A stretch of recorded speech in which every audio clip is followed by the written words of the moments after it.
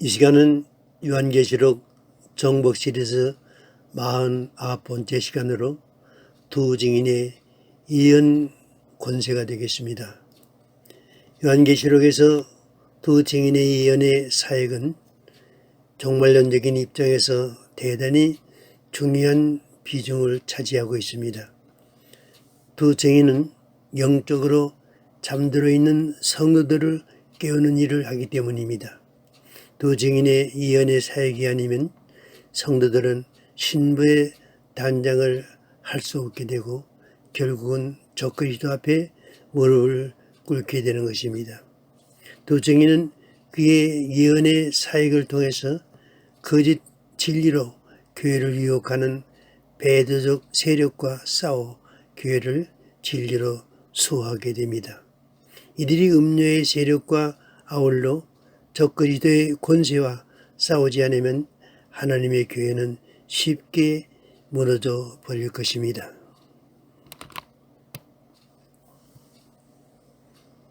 우리는 지난 시간에 두 증인이 누구인가에 대해 자세히 살펴보았습니다. 오늘은 신학계에서 일반적으로 말하고 있는 두 증인에 대한 그릇된 견해를 소개하면서 더 자세한 이들의 모습을 확인해 보겠습니다.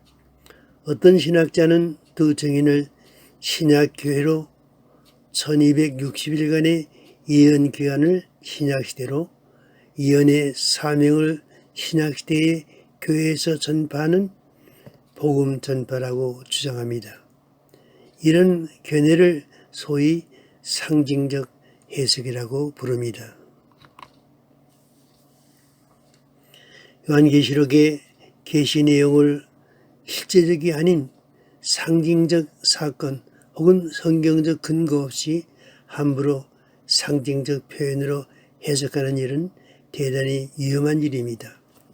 요한은 이 요한계시록 초도에서 하나님의 말씀과 예수 그리스도의 증거, 곧 자기의 본 것을 다 증거하였느니라고 말씀해 주고 있습니다. 요한이 상징적인 사건이나 내용을 보고 이처럼 말씀해 주고 있는 것은 아닙니다.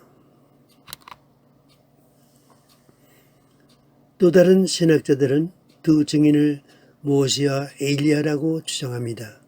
이렇게 해석하는 이유는 두 증인이 예언하는 날 동안 나타나는 권세가 마치 모세나 엘리야의 경우와 비슷하기 때문입니다.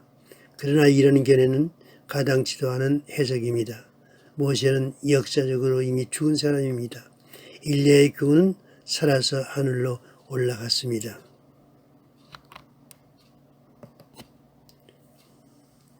그가 지금도 지상에서 살았을 때의 육신을 가지고 하늘에서 살아가고 있다고 말할 수는 없습니다. 육신으로는 하나님의 나라를 유으로 받을 수가 없기 때문입니다. 그래서 그는 변화산에 모세와 함께 영원한 몸으로 나타날 수 있었던 것입니다. 변화받은 몸은 부활체와 동일한 영광스러운 몸입니다.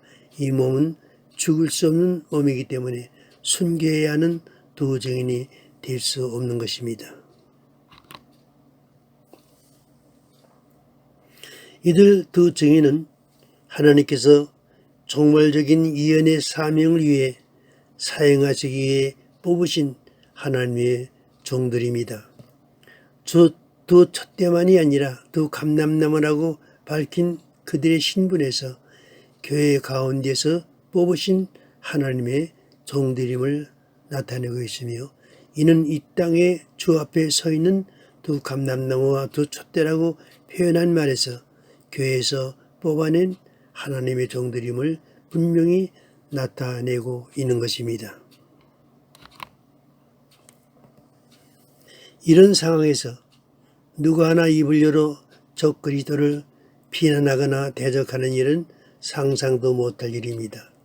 적그리스도를 세계적 평화의 왕으로 숭상하며 신적인 존재로 경배하며 인류의 메시아로 확신하는 내 가족 앞에서 적그리스도를 비난하며 거역하는 그런 사람은 다른 가족들로부터 배척을 받을 것입니다. 그래서 하나님께서는 두 증인에게 권세를 주십니다.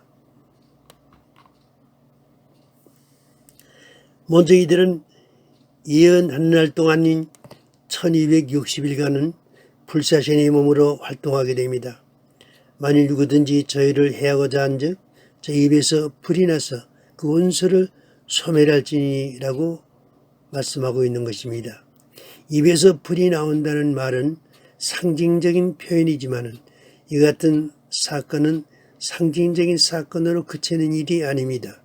실제로 죽임을 당하는 일이 일어날 것이기 때문입니다. 또 증인은 또한 권세를 가지고 하늘을 닫아 그 예언을 하는 날 동안 비를 오지 못하게 한다고 했습니다. 인류 역사상 최대의 가뭄이 7년 환란 기간 중에 찾아올 것입니다. 또 물을 변하여 피되게 하고 아무 때든지 원하는 대로 여러 가지 지향으로 땅을 칠 것입니다. 물을 피되게 한 일은 모세가 애굽에서 나타낸 하나님의 이적이라 두 증인은 이런 이적을 행할 수 있는 권세를 받을 것입니다. 이런 기적과 권능은 그들이 적그리스도나 거짓 선지자의 무리와 싸우면서 예언의 사역을 이루는 일에 필수적으로 따라야 할 일이기 때문에 적절하게 이런 권세를 사용하면서 예언의 사역을 이룰 것입니다.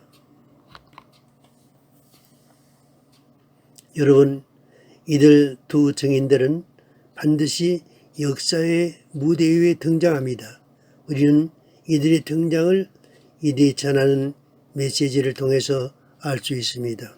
그리고 이들이 적그리스도의 무리와 이기고 또 이기려는 싸움에서 피나는 투쟁을 전개하는 것으로 알 수 있는 것입니다.